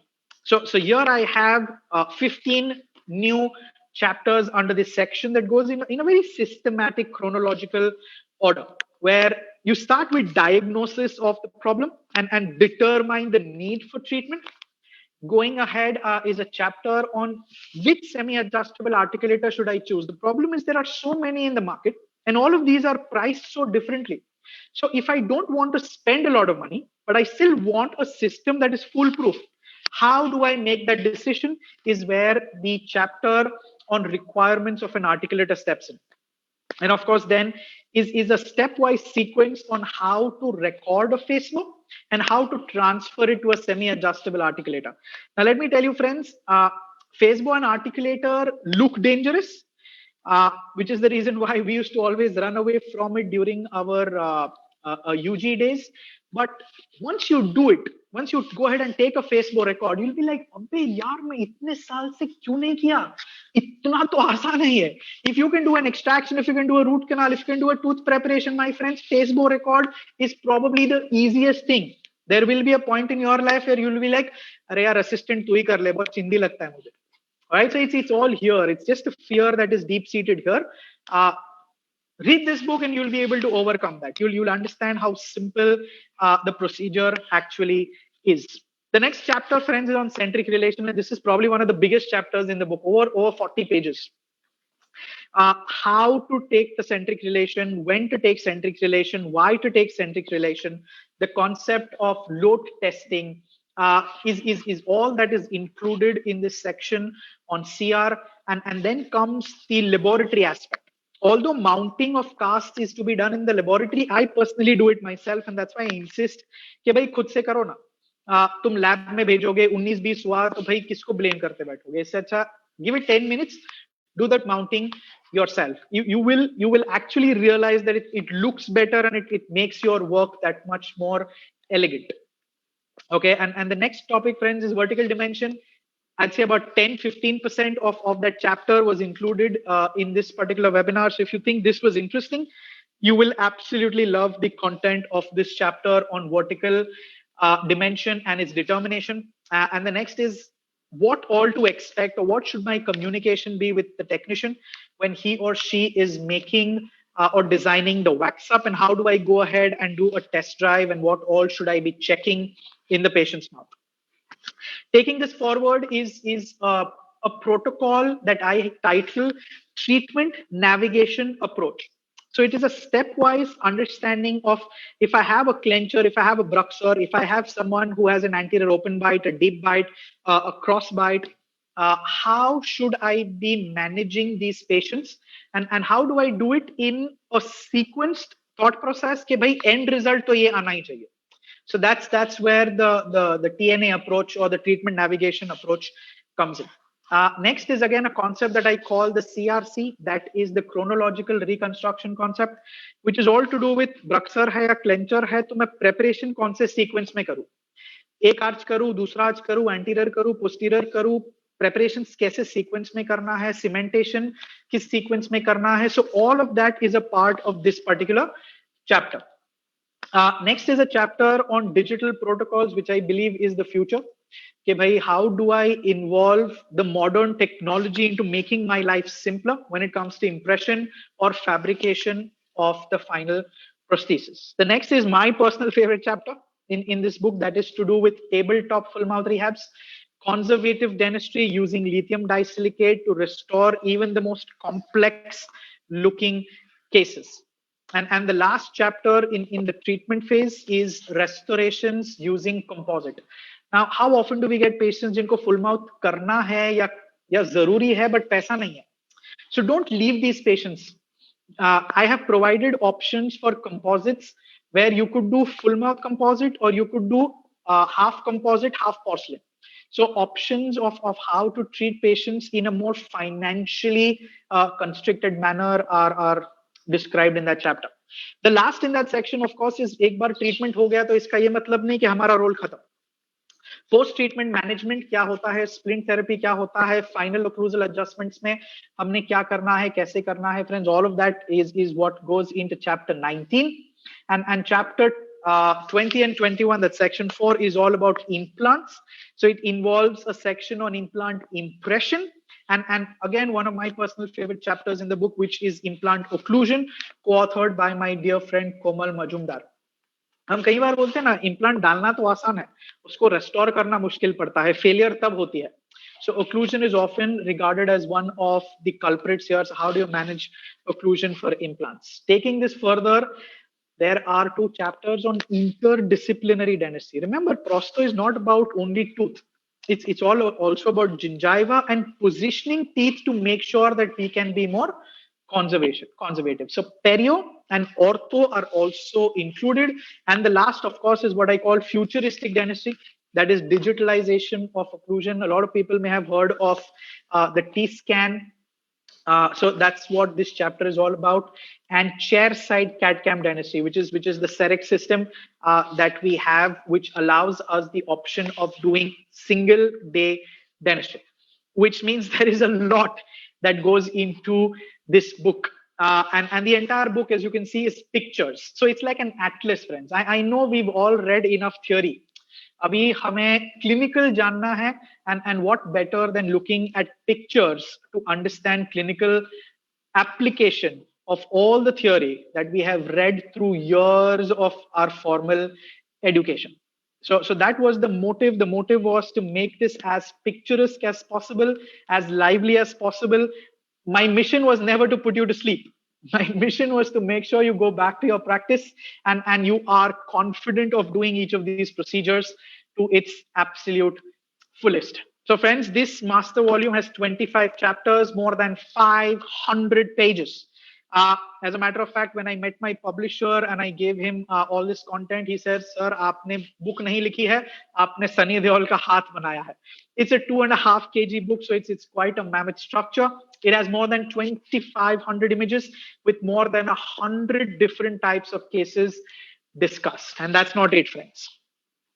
There is, for each and every viewer seated here, a special offer from the publisher. Go on to the website mikdental.in and apply the coupon code TDA500, and that will give you a discount of 500 rupees on the purchase. If you want to do it offline, there is a contact number mentioned there as well.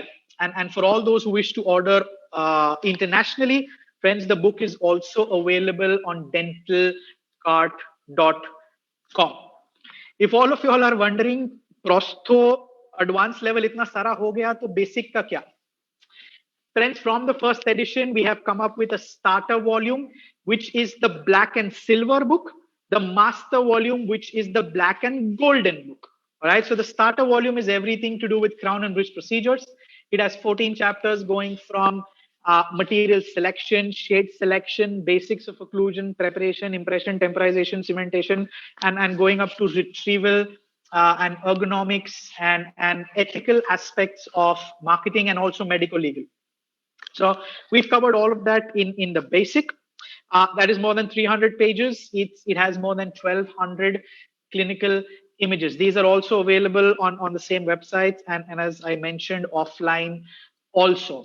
After many a days, I have spoken and I have spoken so much. I am lost for words at this point of time. I have xerostomia running through my mouth. Aadat chhut gayi hai na? But uh, it is most apt for me at this point to share a big thank you for all the audience who is seated there and hearing me. I hope this lecture made a difference. And a big thank you to GSK Sensodyne, to Bombay Dental Surgicals, and to Ajay Bajaj sir for giving me this opportunity of making a comeback into the webinar series. Friends, if you wish to follow me, I am available on Facebook, Instagram, and do check out my YouTube videos. If we have questions, I think it's time to leave the house open to that. Ajay sir, back to you. Boys, that was, as always, a lecture full of energy. Thank you. You are a die-hard speaker who just wants to speak, doesn't even want to take a break to grab a sip of water. Thank you, sir. So, meaning, no wonder. That felt good, sir. Ajay sir, that felt good. Speaking after all these days, huh? That's absolutely a die-hard speaker speaking. So yes, of course, you have questions, and I'll try to. And some of those questions you have already answered, so I'll try to minimize on them, or I'll try to join them together. Right. What do you think about cracked tooth syndrome? About the cracked tooth syndrome? Yes. Okay. So a lot of people often, when they see a cracked tooth, the first question you ask the patient is, "Kuch kadak khaya tha?" Let me quickly stop you. Can you stop sharing the presentation so that you will be on? Right. Yeah. Stop share. Yeah. Is that good, sir? Perfect. Okay. All right. So when we're talking about the cracked tooth syndrome, as I was just mentioning, the first thought that comes to my mind is ये patient ने कुछ तो जरूर कड़क खाया होगा जिसकी वजह से दांत टूट गया. Vertical fracturing of a tooth requires not a lot of one-time force, but it requires multiple micro-traumatic episodes, which means this patient probably has some form of interference on the tooth that is causing it to break down or disintegrate slowly. And one fine day, a trivial amount of bite force actually causes that entire thing to snap. It's very similar to when we see कोई bridge था और वो bridge collapse हो गया. तो it does not mean कि वो bridge के ऊपर से कोई हैवी ट्रक या टेम्पो गया जिसकी वजह से bridge collapse. It could be a light vehicle, but there is one yield stress, okay, a certain point after which the tooth can no longer take even a featherweight, and it tends to give way, and it gives way in a catastrophic manner. How do you identify whether this tooth will eventually lead down such a fate? The only way is to look for signs and not wait for symptoms. Because as they say, signs will always precede symptoms. Patient को शायद दर्द नहीं होगा, but वो tooth तुम्हें कुछ ना कुछ तो कह रहा है. That tooth could be a little mobile. That tooth could have some form of buttressing bone. Tooth could have some form of abfraction lesions or retrusion or cracks. And all of these are telltale signs. And that's where having a keen diagnostic eye is all about predicting what will happen, and of course taking action in due course of time. That's right. Okay. What do you prefer in night guards? Soft night guards or the hard night guards? And how long? All right. So that's a very, very good question.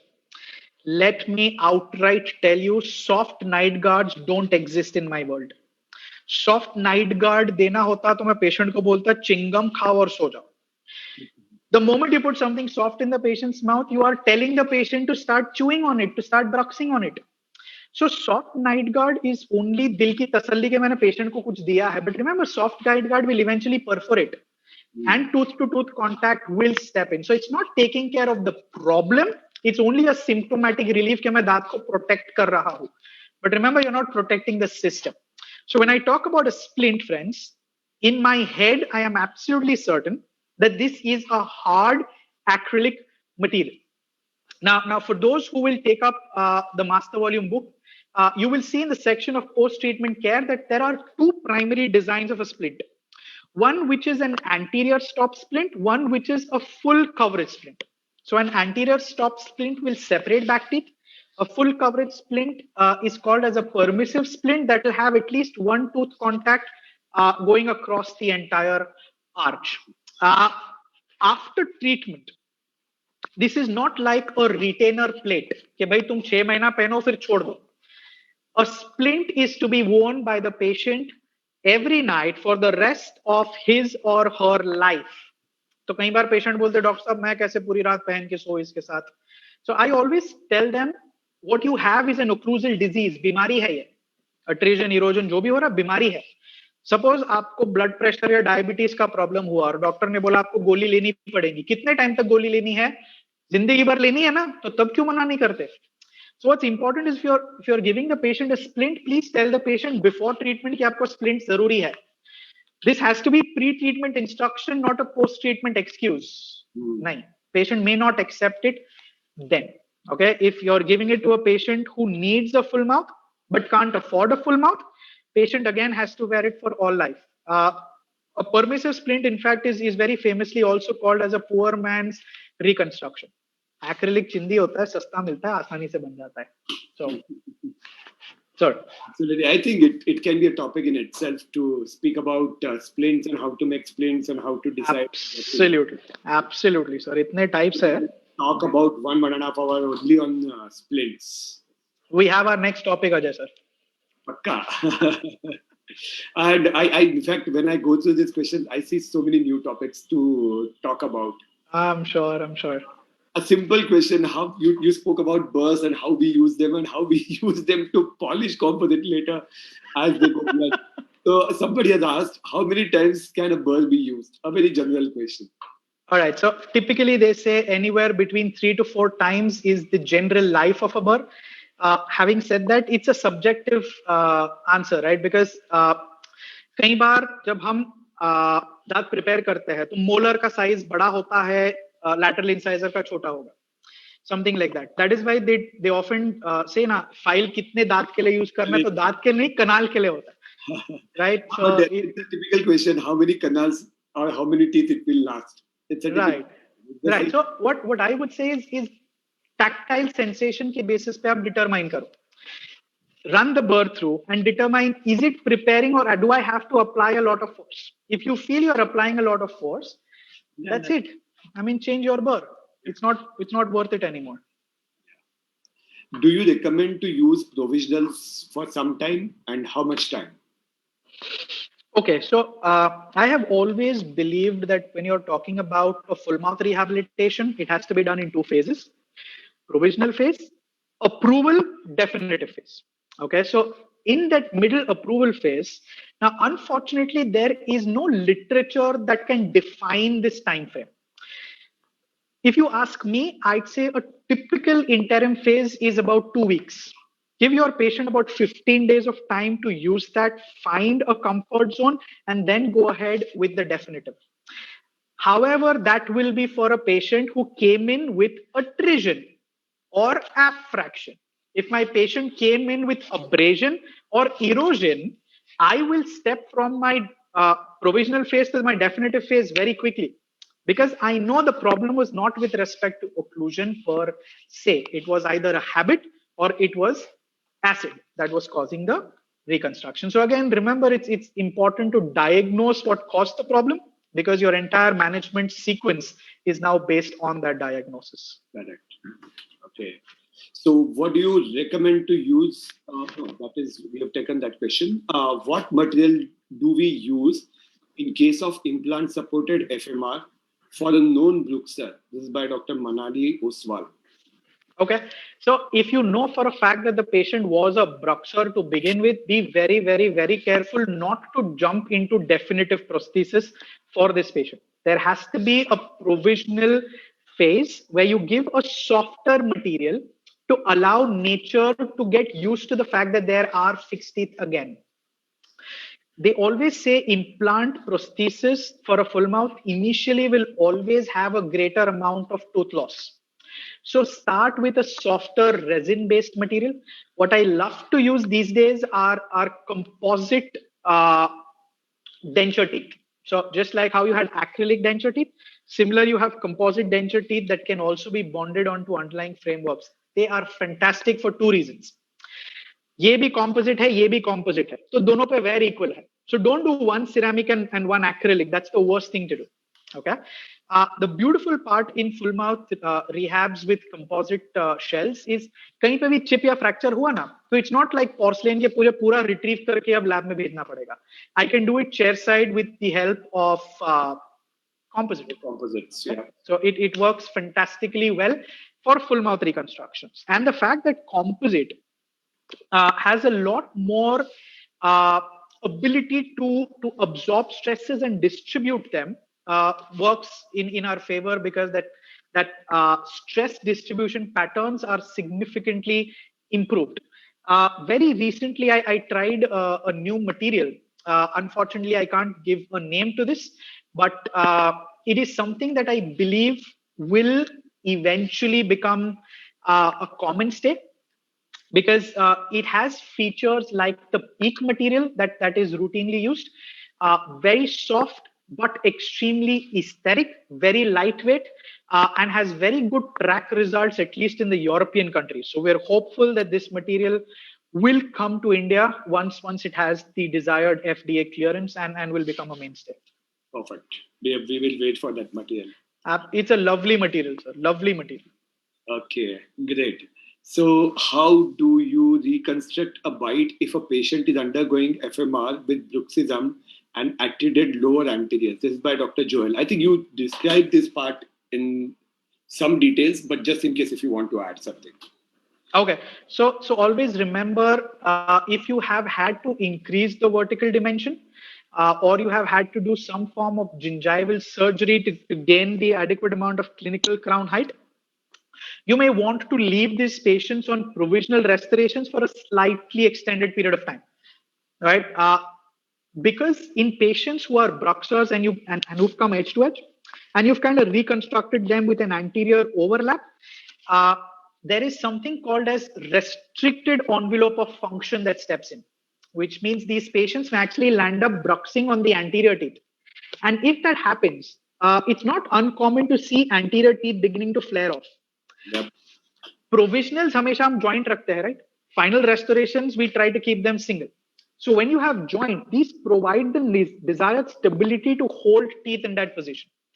The longer teeth are held in that position, what happens with the change in dynamics of force?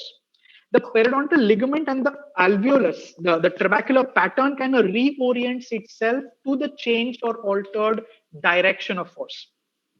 So the longer you keep this in a provisional phase, the better will be the stability following reconstruction. So I probably might go to the extent of saying I have in the past left my patients on provisionals for even up to 6 months.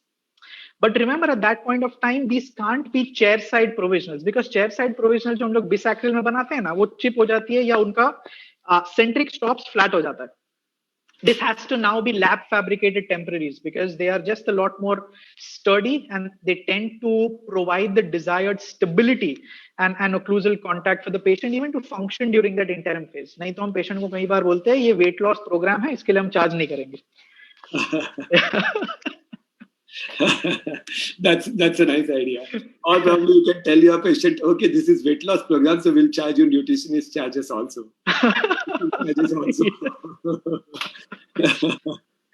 Anyways, full mouth rehab के लिए patient से बड़ा budget बनाना थोड़ा मुश्किल होता है, so you can add your charges. बिल्कुल sir. How do you decide whether to deprogram or to increase the bite? So deprogrammation is a must. That is my first go-to step. Deprogrammation करने के बाद mount करो casts को. After the casts have been mounted, you look at the articulator. Does the amount of space seem acceptable to you? Do you see the lower incisor has come to its correct position? If you feel the technician has space to do a posterior wax up and give you the desired anterior guidance, there is no need to raise the VD. If on the articulator you feel नहीं यार इतना जगह नहीं है, anterior guidance बराबर नहीं बनेगा, go ahead and open the bite. So it always starts with deprogrammation and making a decision whether bite opening is needed or not. Should you have to use the deprogrammer until he receives the permanent crowns if we are opening the bite? I'm sorry, I didn't get you on that, sir. If you could repeat that. There's some grammatical mistakes over there, but it means do you have to use the deprogrammer until the patient receives the permanent crowns? If you have opened the bite, and patient is yet to receive the permanent crowns, okay, supposed to use deprogrammer till then or no? Okay. There are two thought processes here. If your patient is a clencher, once you have given the patient temporaries, remember the temporaries are also made in centric relation, which means there is no need to continue deprogrammation. Deprogrammation is only to take the patient to CR. एक बार CR मिल गया तो deprogrammation बंद कर दो. It's not needed anymore. अगर आपका patient ब्रक्सर है और आपको डर लग रहा है कि आपके टेम्पररीज को वो तोड़ देगा, on the temporaries also you can give your patient an anterior deprogrammer.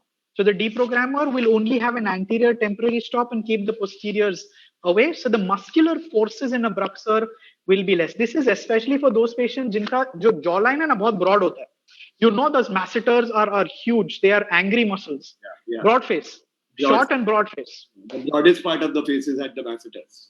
Correct. And when you look at these patients का OPG, you will realize कि यहाँ पे जो antagonial notch है ना, उसमें buttressing bone formation. That's a telltale sign for you that be careful. This patient has very powerful masseter muscles. If you excessively increase the VD, the patient may not be able to accept it and may land up retaliating and in the process breaking the prosthetic reconstruction that you may have so meticulously designed for the patient. Yeah, absolutely. Okay, a little longer questions. Hello, sir. My question is, if the patient has lost several teeth due to extraction and now has completely collapsed bite, if I have to raise the bite, can I raise it gradually, first by 2 millimeters and then again by 2 millimeters by giving temporary crowns so that the patient gets used to the new bites every time, and then give a final prosthesis also? Okay, here again, there could be two thought processes. If you have a patient who's a delicate, frail patient, you may want to go in a sequence because you don't want to prop the bite open significantly at one go. On the other hand, if your patient seems to be someone who's physically healthy, feel free to give this patient a cast partial denture for posteriors at the desired final VD. Even if that means you've had to open the bite significantly, as long as it's in a cast partial, right, or a removable framework, the advantage is at any point if the patient feels I'm not comfortable, all he or she needs to do is remove one of the two frames, and that's enough. At a given appointment, when the patient comes in and says, no doc, I feel this is excessive, because it's acrylic, you always have the option of slowly decreasing it down to a point where the patient finds that comfort. So what I prefer to do is not increase it in a sequence, but increase it and then slowly come down until we find what is called as the sweet spot. And that's why the patient says, ye mujhe jamega. And the most important thing is at the end of the day, patient should look like a human being. That's priority. Yeah, that's important. Okay, one last question because the list is really, really long, but I'm short. It actually tells me log sun rahe the. That is excellent leadership, and people have they are your fans. They have made excellent comments, especially on Facebook. That's so sweet. I've missed all that love, Ajay sir. I've missed them all. I've missed them all dearly. Die-hard speakers, so you will always love to. We all speakers will forget this 2020 in our career unless we are doing webinars, good number of webinars. Otherwise, we all would want to forget about this year. Right. Hello, sir. If the patient is having just posterior wear and not the anterior teeth, not the anterior wear of the teeth, and if there is no space to increase the height of the teeth in posterior region, so how do we proceed with the crowns conservatively without touching the anterior teeth? So anterior teeth are in good shape. You do not want to touch them, and posterior are worn off. So how do we manage this? And the second question in this, in full mouth rehab, can we consider doing composites or ceramic onlays? I think both are different questions. Let's take both. Okay, let me answer one at a time. Yeah. Okay, the first one, that is absolutely amazing a question because that's a question that has plagued me for the longest of times. Okay. It is very common to find patients with no posterior attrition and a lot of anterior attrition. It's not uncommon. Okay. Uh, what is rare is to find a patient जिसमें anterior are perfect and you can only see posterior attrition. Okay. So the answer to this question is do not correct what is right to correct what has gone wrong. Okay. So what I'm trying to tell you here is anteriors ko mat chhuo. A lot of people will fall prey to the temptation of opening the bite and treating anteriors so that they can treat the posteriors. Don't do that. The best way to treat this patient would be only and only work on posterior teeth. Posteriors ko kya hua hai? Attrit hua hai and posterior supraerupt hua hai. So the best thing to do for this patient would be to correct the actual problem, which means orthodontically intrude the tooth back to its position, create the clearance that is needed to restore the dentition, the most conservative way possible. Which means once teeth have been repositioned to where they belong, nature will automatically give you space. You will not need endo, you will not need a lot of occlusal reduction in order to gain the space to restore the posterior dentition. So that would be my answer to that question. Having said that, in my clinical practice, I'm still waiting for such a scenario to walk in and for my patient to agree to that treatment. Okay, both are two absolutely different aspects of care. But I'll tell you something. I have had a patient of this, and she's a dentist, by the way. And she's a student, she's a dentist. And if I catch hold of her, and she is from, if I'm not wrong, she's from DY Patil only. And if I can catch hold of her, I will send it to her to you, because she has suffered a lot. She has her anterior teeth in contact with each other. Posteriors are posterior open bite. It's a different case. It's not attrition actually. It is posterior open bite. And she has gone through orthodontic treatment for almost, if I'm not wrong, for 5-6 years. And posteriors don't move. They just don't move. So, of course, a reverse of this, but I will definitely refer her to you. I would love to have a look at this case. Anterior teeth are in bad position. The crowns and whatever she has, they keep breaking naturally because everything is just closing in anterior. So the next question in this is full mouth rehabs. Can we consider doing composite or ceramic onlays? Oh, absolutely, yes. Absolutely, I'm a huge fan of that. Jab possible ho, occlusal surface ko treat kar, because that's where the problem of dysfunction lies, and you can improve the masticatory efficiency. And because composite is everything to do with your mastery, and because you are not dependent on a technician, your costing is nothing but the materials that you use, your skill, but your time. If you have time, feel free to go ahead and do composites. Else, a very good option would also be semi-direct restorations, where we use a flexible dye material that's available from Voco, do the composite extraorally, heat treat the composite. Okay, so you put it in a pressure cooker and you heat it. It increases polymerization. It makes that composite restoration very strong, and then go ahead and bond it. So the reason that I enjoy that particular one, doing it outside the mouth, is you can control the interdental contacts much better. Intraorally jab composite karte ho na, to proximal contacts, they can be tricky. Still a difficult area. Yeah, that's absolutely correct. The last question, very last question, which I don't understand much because FMR is not my core topic. So, which is the best occlusal concept to be followed in FMR? Pankeyman, Hobo, or others? Please say a few words about this. All right. So, if you ask me, I don't understand this question much. So, but if there is a question, I should be asking you. So, kaisa hai na, sir? If you have someone who's asking about the Pankeyman-Schuler concept, Hobo concept, Dawson concept, Coyce concept, you know for a fact that this is probably a PG student or someone who's gone through MDS and read theory. And probably still had questions regarding it. कि भाई exam में लिखने को तो लिख दिया, but समझ नहीं आया. So let me tell you, I am personally someone who prefers the Pankeyman-Schuler concept. I believe in what is called as the PAP philosophy. Posterior, anterior, anterior, posterior, which means provisional phase के अंदर पहले posterior preparation करो, फिर anterior करो. But when you're doing the definitive, complete your anteriors first and then go ahead and do the posteriors. When it comes to occlusal concept, I am a big believer in the MPO, that is mutually protected occlusion, a concept that Dr. Peter Dawson beautifully states as dots at the back, lines in the front. So your dots at the back are your static contacts, the lines in the front are your guidance implants. So they kind of protect each other during static occlusion and during dynamic mandibular function. So great.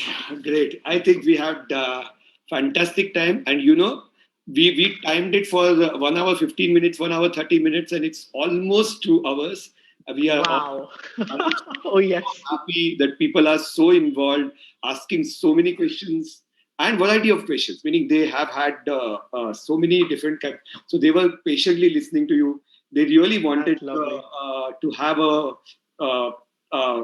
part of you active to be there online and educating them. Thank you so much. That's so heartwarming. Joining. So heartwarming, sir. Thank you so much. And I look forward to have some new topic in near future and have you over here once again. Thank you. Absolutely, sir. Thank you so very much. My love to everyone out there. Thank you so much. Thank you. Take care. Stay safe. Yep. Stay safe. Stay safe. That is very important. Thank you, our viewers. Thank you, Bombay Dental. Thank you, Sensodyne GSK. Thank you so much. Love you all. Bye-bye.